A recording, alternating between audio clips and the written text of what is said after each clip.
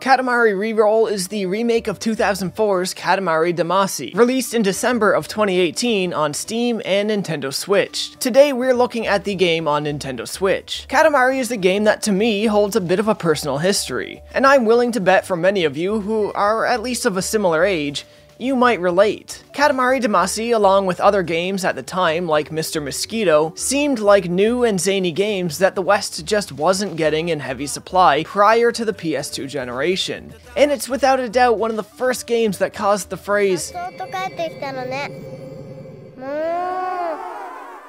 "What the f***, Japan?" to pass our young and innocent lips. Today in 2018, that phrase has largely morphed into, "God damn it, Japan," and "Never change, Japan." And for good reason. As zany and alien as Katamari seemed at the time, it was a damn fun game. For the uninitiated, Katamari is ultimately a simple concept. As the story goes, the King of the Cosmos accidentally destroyed all the stars in the universe, so it's up to you, his small and disappointing son, the Prince, to go to Earth, roll up the garbage, and turn the garbage into stars to repopulate the sky. To do this, you are given a ball with many protuberant and tuberesque lumps all over it. With this ball, you can roll up anything of a smaller size and mass than the ball itself. As you pick up more mass, you can pick up larger and larger items. However, this ball is clunky and unwieldy. Since it starts with so many protrusions all over it, it cannot be rolled smoothly. The more you add to the ball, the less smooth controlling it becomes. Controls for the game are also unwieldy by design. The whole point of the game is just to get into the rhythm of this completely unorthodox method of play. To go forward, for instance, you have to push forward on both control sticks. To turn, you must push forward on one stick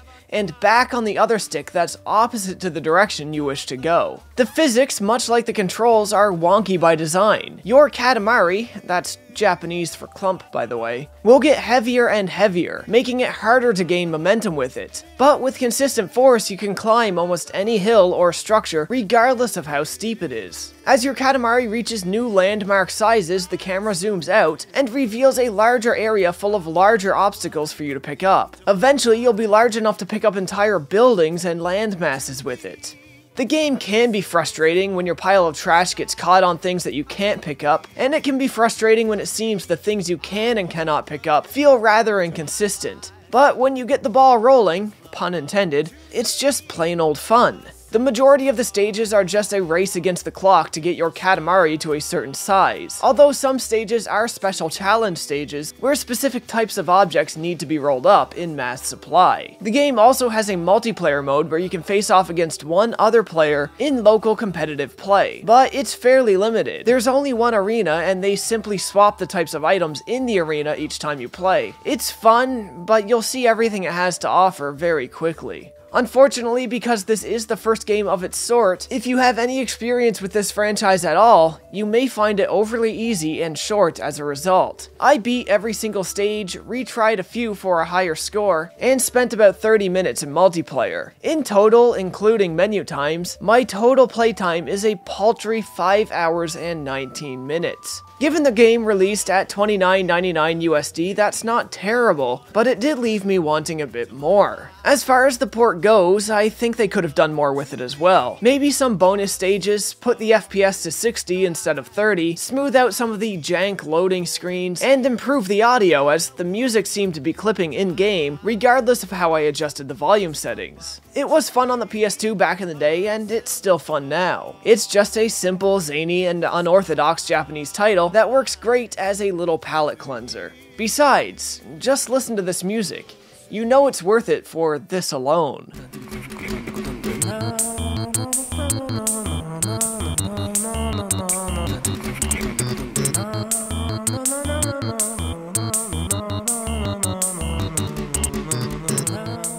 There is one other thing I'd like to address before we go though. If you've been keeping your eye on this game, you may know that it has already entered the aftermarket and become something of a rarity on the Nintendo Switch, going for upwards of $100 on eBay at times. I wouldn't advise buying it from there anytime soon. If you're concerned about future rarity, I can almost guarantee GameStop will make a second print. So yeah, that's Katamari. What more can I say about it? You roll garbage with unwieldy controls and physics while listening to rad and quirky Japanese music and jokes. And at times you roll up crowds of people and hear them cry out in pain, as though a mass of folks just met their end to a state-sanctioned firing squad.